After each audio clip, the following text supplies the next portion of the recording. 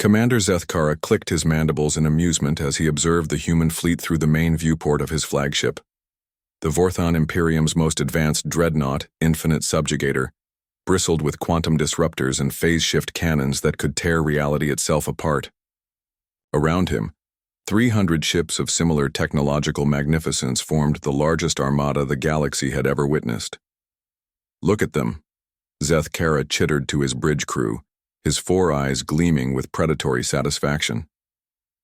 Chemical, propulsion, kinetic weapons, energy shields from the Dawn Age. How did such a primitive species even achieve faster-than-light travel? Sub-Commander Velnath consulted his tactical display, tentacles dancing across holographic controls. Intelligence reports indicate they call it chemical rockets and railguns, sir.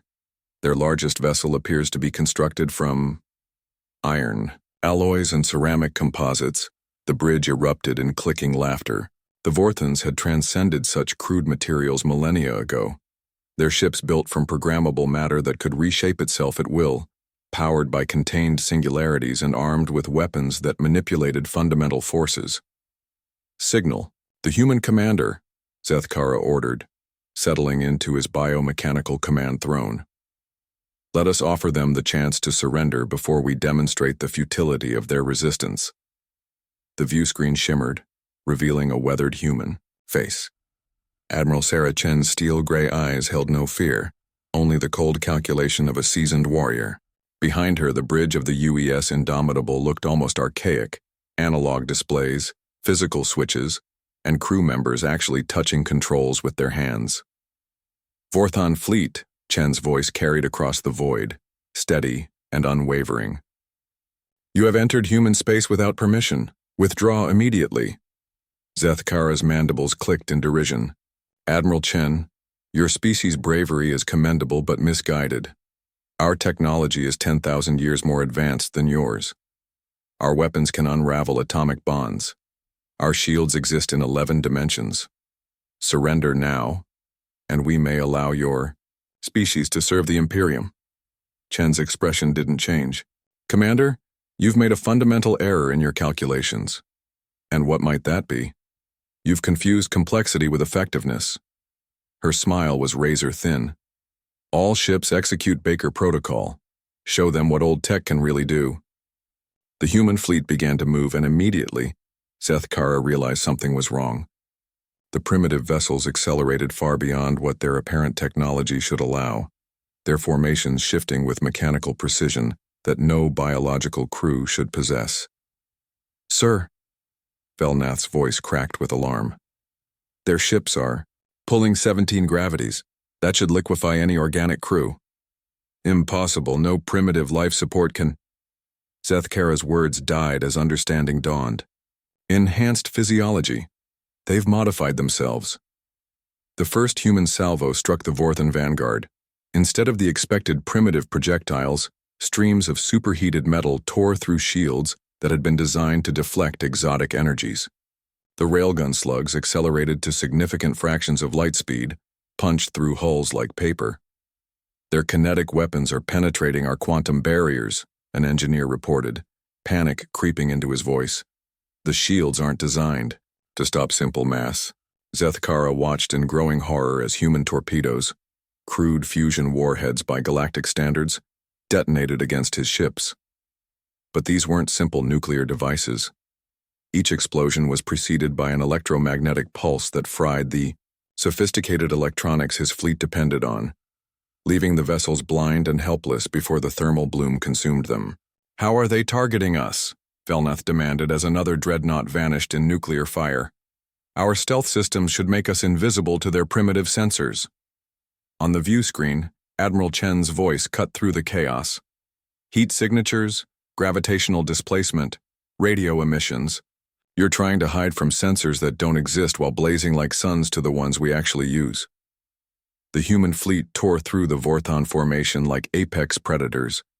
Their seemingly primitive point defense systems, rapid-fire cannons that threw streams of metal, shredded incoming missiles with brutal efficiency.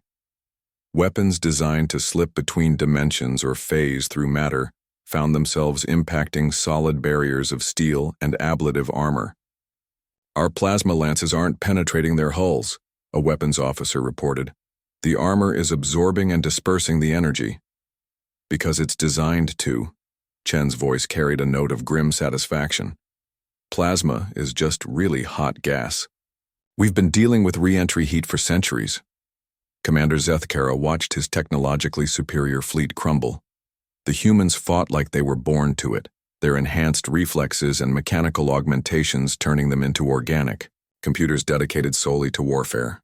Where Vorthon commanders relied on AI assistance and automated systems, human captains made split-second decisions with biological intuition that no computer could replicate. A human destroyer, its hull scarred and bleeding atmosphere, rammed straight into a Vorthon cruiser rather than allow it to escape. The explosion took out 3 more ships in the formation. They're willing to die, Velnath whispered in horror.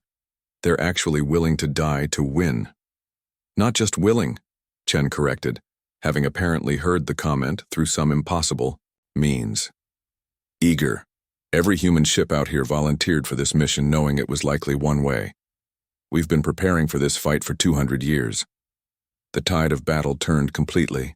Human ships, built for reliability rather than elegance, continued fighting even with massive damage. Systems that should have failed gracefully instead, rerouted through backup after backup.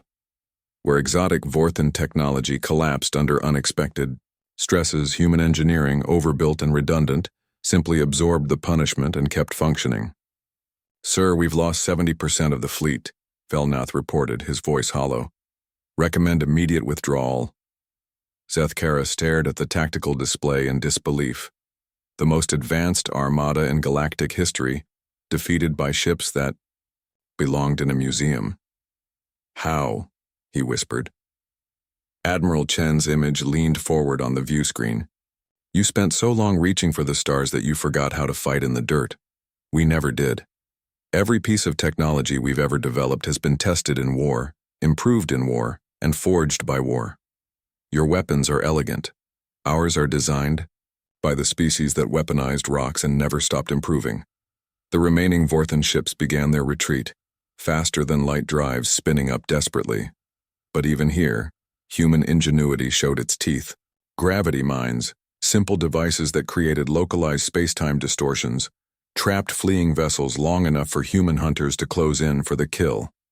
As the infinite subjugator prepared to jump away, its quantum drives damaged but functional, Zethkara turned for one final look at the human fleet. The primitive ships hung in space like ancient predators, their hulls scorched and scarred but unbroken. Send word to the Imperium, he commanded quietly. Humanity is not to be underestimated. Their technology may be crude, but they understand war in ways we have forgotten. The last thing he heard before the jump to hyperspace was Admiral Chen's final transmission. Next time, bring more ships. In the silence that followed the battle, floating among the debris of 1,000 vessels, the human fleet began the long task of recovery and repair. They had won not through superior technology, but through superior understanding of what technology was truly for. In the depths of space, humanity's old tech had burned through the galaxy's finest armada, proving once again that in the hands of those who understood war, even the simplest weapon could be deadly beyond measure.